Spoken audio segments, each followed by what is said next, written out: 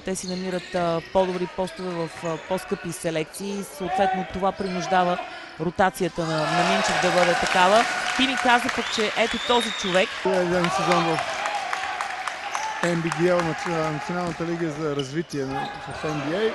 Също така и в първенството на Канада в Италия. И Роб Люис са двамата нови американци. Стават общо 4-ма в щаба на Драган Радович. Дикърсън отново взе борбата в подкошието.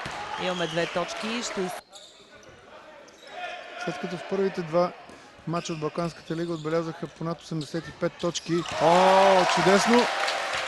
Върна тази тройка по Пламен. 4 тройки. Пламен Алексиев, Тенчо Тенев последен, Шейн Гибсън и Стефан Тешия. Същото направи и Арън Джонс, което Шейн Гибсън пък се завърна за старозагорци. Ето го този Бирай. Много топката е в него. 5 секунди до края на нападението. От 9 метра изстреля тази тройка през човек и прониза мрежичката. Точки за косоварите. Браво на Ник Никол за тази асистенция. Полюс преди матча и с абсолютна възможност в момента, реална.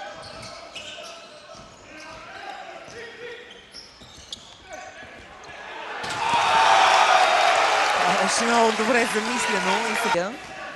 И той върна топката към Мари Годул, който заби. Това беше едно волейболно изпълнение по-скоро. Тешия беше в...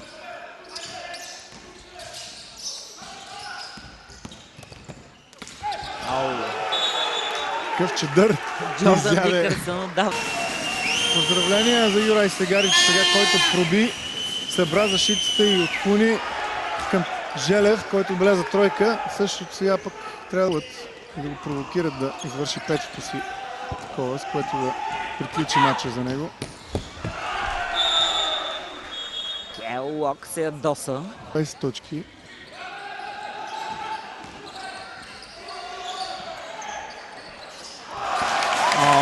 Какво прави Арън Джонс? Погледна към Джонсън. Той не реагира и Сегарич играе само страхотна асистенция. Това си заслужава да го видим на повторение. Зонова преса. 2-2-1, която ще премине в зонова защита. Ако се стигне до там. Бързо наказа. А сега е само с 8 напред. Добре, че сбъркаха.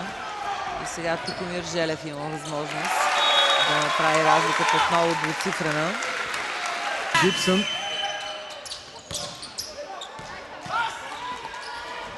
Хубава техника сега с дрибъл на Омари Гудул. И чудесна забивка. Сега и към Любо Минчев.